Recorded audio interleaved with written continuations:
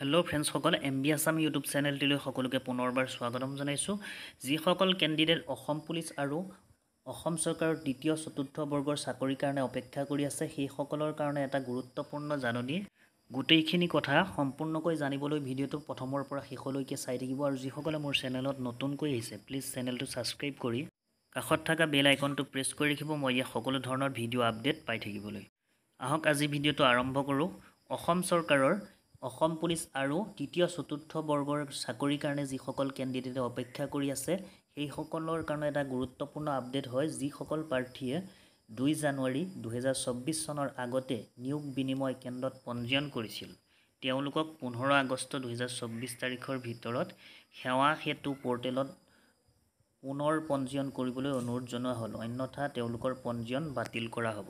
মানে যিসকল কেণ্ডিডেটে এমপ্লয়মেণ্ট এক্সচেঞ্জৰ কাৰ্ডটো 2 জানুৱাৰী 2024 আগতে যিসকলে সেই কাৰ্ডটো ৰিনিউ কৰিছিলে, সেইসকলক আকৌ মানে ইয়াত এইটোৱে কৈছে যে 2 জানুৱাৰীৰ আগত যোনে কৰিছিল সেইসকলে আকৌ নতুনকৈ ৰেজিষ্ট্ৰেশ্যনটো কৰিব লাগিব। যিসকল কেণ্ডিডেটে 2 জানুৱাৰী 2024 পিছত এই কাৰ্ডটো এক্সচেঞ্জৰ কাৰ্ডটো ৰিনিউ কৰিছিল, সেইসকলে আকৌ কৰিব নালাগে। যিসকলে 2 জানুৱাৰী 2024 আগত কৰিছিলে, তেতিয়াহ'লে তেওঁলোকে কৰিব লাগিব। গতিকে যিসকল কিছুমান কেণ্ডিডেটে এতিয়ালৈকে এমপ্লয়মেণ্ট এক্সচেঞ্জৰ যিটো কাৰ্ড সেইটো ৰিনিউ কৰা নাই নতুনকৈ, যিসকলে কৰা নাই কৰি লওক। নহ'লে অসম চৰকাৰৰ বিভিন্ন চাকৰি 3rd grade 4th grade Assam পুলিচৰ কাৰণে যিসকলে প্ৰিপেৰেশ্যন কৰি আছে, তেখেতসকলে অসম পুলিচৰ ইণ্টাৰভিউ আৰু তৃতীয় চতুৰ্থ বৰ্গৰ সকলো ধৰণৰ চাকৰিত অংশগ্ৰহণ বা এপ্লাই কৰিব নোৱাৰিব, ইণ্টাৰভিউ দিব নোৱাৰিব।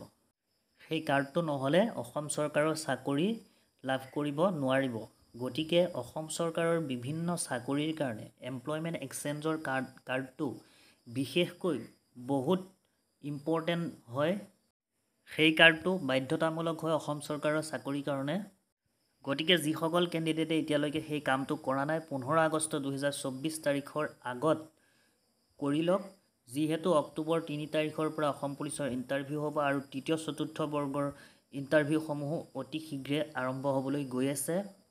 গতিকে অসম পুলিচ আৰু অসম চৰকাৰৰ তৃতীয় চতুৰ্থ বৰ্গৰ চাকৰিৰ কাৰণে যিসমূহ ডকুমেণ্ট লাগে কেণ্ডিডেটসকলক, গতিকে অতি শীঘ্ৰে সেই ডকুমেণ্টসমূহ যোগাৰ কৰক। যেনে অসম পুলিচৰ কাৰণে PRC-খন ৰেডি কৰক আৰু এমপ্লয়মেণ্ট এক্সচেঞ্জৰ কাৰ্ডখন, আৰু যিসকলে নিজৰ জাতিগত প্ৰমাণ পত্ৰসমূহ অনলাইন কৰা নাছিলে, সেইসকলে অনলাইন অতি শীঘ্ৰে কৰি লওক। যিহেতু অক্টোবৰত ইণ্টাৰভিউ ষ্টাৰ্ট হ'ব অসম পুলিচৰ, তাৰ পিছতে তৃতীয় চতুৰ্থ বৰ্গৰ সকলো ইণ্টাৰভিউ আৰম্ভ হ'ব।